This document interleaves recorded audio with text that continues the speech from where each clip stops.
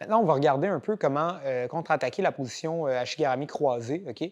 Je dirais que c'est pas nécessairement, ce que je vais vous montrer comme technique, c'est pas nécessairement la chose qui est la plus haut pourcentage en termes de finition, mais des fois, euh, ça peut vous sortir soit d'une situation problématique, ça peut vous offrir une soumission ou ça peut faire réagir votre partenaire.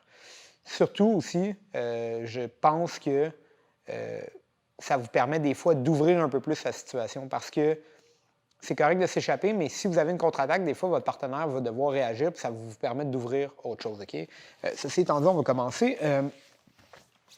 Malik va m'avoir en Ashigarami croisé, donc à l'intérieur ici. Puis, on va commencer avec le contrôle de la deuxième jambe. OK? D'abord, une des choses, c'est que si j'arrive à sortir ma jambe, je peux m'échapper, évidemment. OK? Vous vous rappelez, en tout temps, je dois cacher mon talon. OK? Donc, si Malik essaie d'attraper mon talon ici, ça va être dur. Il y a un espace au milieu, surtout lorsque Malik est pied à pied comme il est en ce moment. S'il est en figure de 4, donc en figure de 4, ça va être dur pour moi d'aller chercher l'espace à l'intérieur. Mais, va pied à pied maintenant.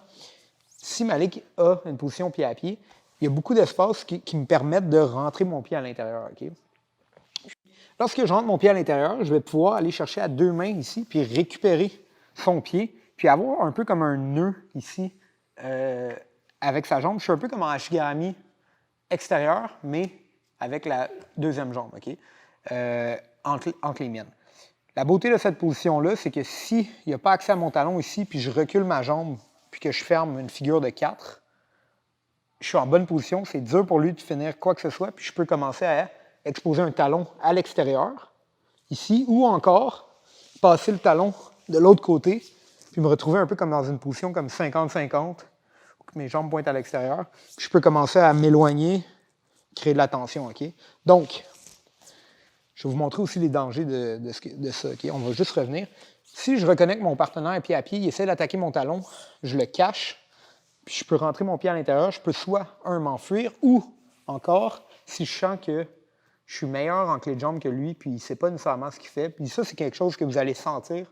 Parce que quand je vois mon partenaire qui arrive dans la position, je vais sentir un peu que sa position est serrée ou pas. Il sait comment attraper mon talon ou pas.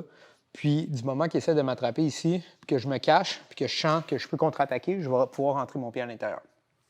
À partir d'ici, je vais glisser sa jambe, je vais la récupérer. Pardon.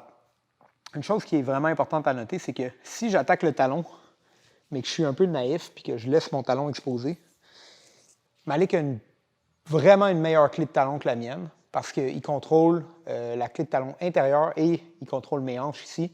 Alors que moi, si j'essaie de le finir ici, il va toujours gagner contre moi, okay, à ce niveau-là. Donc, vous devez en tout temps protéger votre pied. Vous ne pouvez pas le laisser l'attraper. Okay? Donc, je dois m'assurer, si je sens qu'il y a ma clé de talon, je dois ramener mon pied, essayer de ramener mon partenaire, puis je dois croiser mes jambes. Okay? Je dois le faire travailler. Il doit venir défaire mes jambes maintenant pour m'attaquer. C'est pas impossible qu'il défasse mes jambes. Donc, si je suis ici puis je fais rien, puis il commence à défaire mes jambes ici, je peux encore me retrouver en clé de talon. Okay? Donc, du moment que je réussis à rattraper mes jambes ensemble, je peux, avec ma main, me ramener ici puis venir serrer vraiment mes jambes autour de la sienne. Puis je recommande de passer sa jambe de l'autre côté. Comme ça, on a chacun une clé de talon intérieure. Puis ici, je peux finir, pas nécessairement en m'amenant sur le côté ici, parce que je ne veux pas exposer mon talon, vous voyez. Je veux m'éloigner de lui, OK? Puis, donc, je vais rester serré, puis je vais reculer mon dos vers l'arrière. Vous pouvez le faire de plusieurs distances comme ça pour éviter qu'il vienne vous chercher, OK? Donc, c'est toujours une bonne méthode. Par contre, il faut toujours rester au courant que moi aussi, je peux me faire attaquer la clé de talon intérieur. Puis, on ne veut pas être dans une course ici. Si je sens que le talon, je dois comprendre qu'il y a une meilleure position que moi, puis je dois venir défendre, reprendre ma position, réattaquer. OK? Donc, vous avez le choix extérieur-intérieur, mais comme je vous ai dit, ce n'est pas la position la plus haut pourcentage. Ça va vraiment être une contre-attaque qui va vous aider lorsque votre partenaire est moins efficace que vous, moins technique que vous dans la position. Je vous dirais, essayez-la. Des fois, vous pouvez surprendre beaucoup de gens. Moi, je l'utilise quand même couramment pour voir justement comment mon adversaire réagit, qu'est-ce qu'il fait, puis potentiellement avoir une soumission ou l'obliger à lui se défendre puis peut-être s'enfuir, puis ça peut ouvrir autre chose.